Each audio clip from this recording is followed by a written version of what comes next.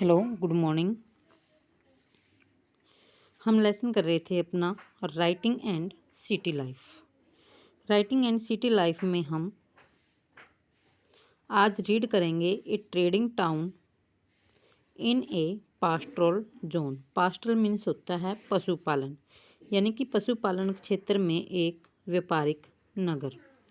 After 2000 BCE the royal capital of Mari. हमने इस lesson में दो सिटी के बारे में पढ़ा था, दो छोटे छोटे टाउन थे, मारी और उर।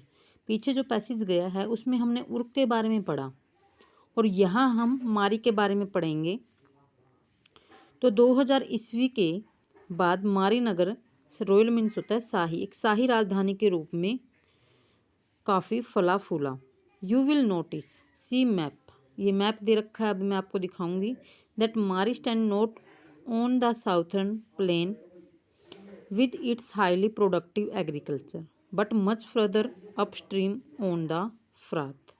कि मारी नगर दक्षिण के उस मैदानी भाग में स्थित नहीं है जहाँ खेती की पैदावार भरपूर होती है। तो कहाँ की खेती की पैदावार भरपूर होती थी, ये लाइन पहले आ चुकी है हमारे लेसन में।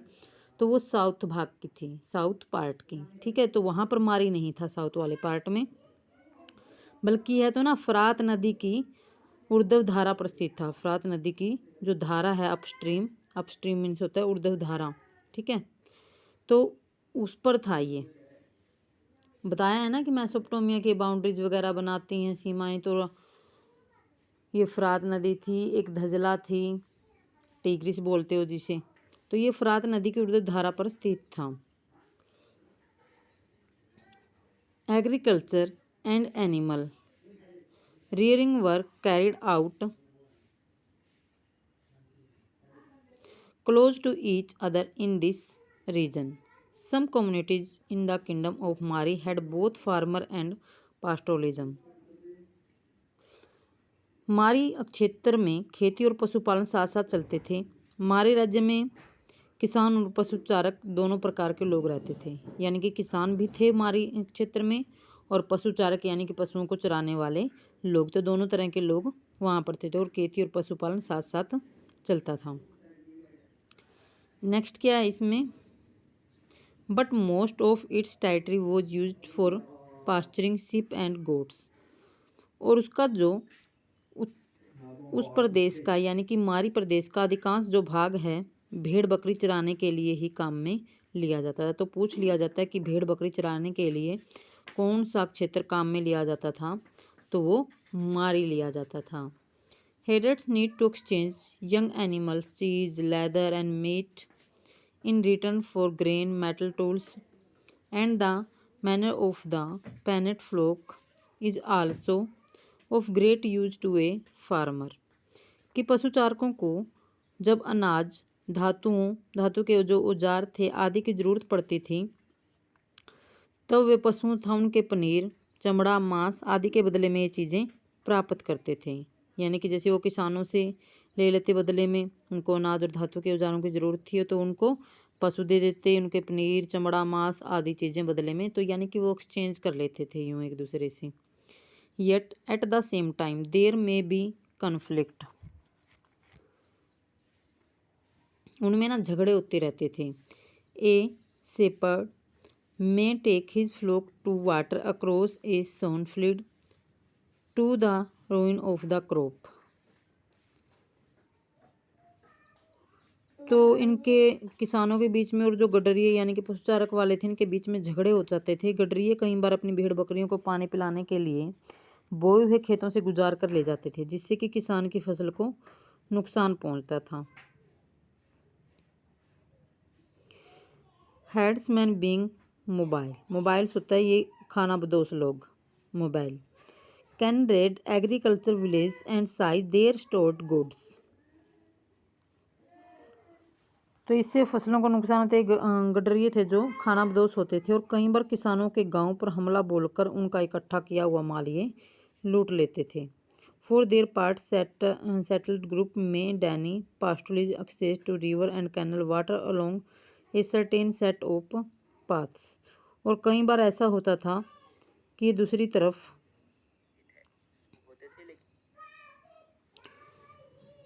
तो इकट्ठा किया हुआ माल। दूसरी तरफ कई बार ऐसा होता था कि बस्तियों में रहने वाले लोग भी इन पशुचारकों का रास्ता रोक लेते थे और उन्हें अपने पशुओं को नदी नहर तक नहीं जाने देते थे। तो इस तरह से है ना, किसानों में और जो ये गडरिये यानी कि पशुचारक चराने वाले थे, इनमें झगड़े चलते रहते थे।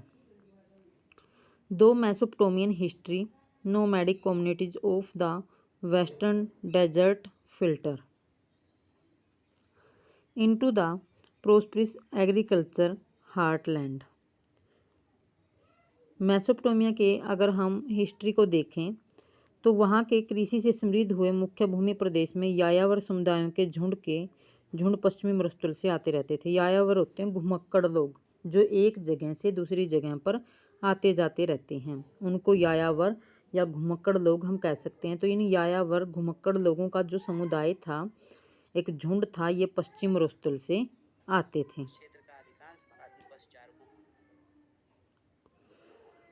ठीक है, तो ये पश्चिमी मरुस्थल से आते थे, वेस्टर्न डेजर्ट से। shepherd would bring their flocks into the sown area in the summer। ये गडरिये थे जो पशुचारक गर्मियों में अपने साथ इस उपजाऊ क्षेत्र के बोए हुए खेतों में अपनी भेड़ बकरी ले आते थे।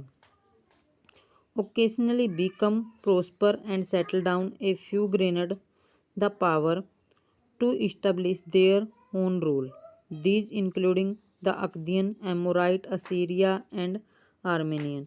तो यानी कि इनमें से कुछ ने तो खुद का अपना शासन स्थापित कर लिया था। ये खानाबदोश लोग कौन कौन थे? अकदी थे, एमोराइट थे, असीरिया था, आर्मेनियन थे। इन जाति के ये लोग थे। तो कौन कौन सी जातियां हैं इसमें आपने ये याद करनी है। अकदीन है, एमोराइट है, असीरियन है, आर्मेनियन है। The kings of Mari was Amorite whose dress differed from that of the original inhabitants and who respected not only the gods of Mesopotamia but also raised a temple at Mari for। तो ये खानाबदोश लोग थे जो अलग अलग जातियों से थे।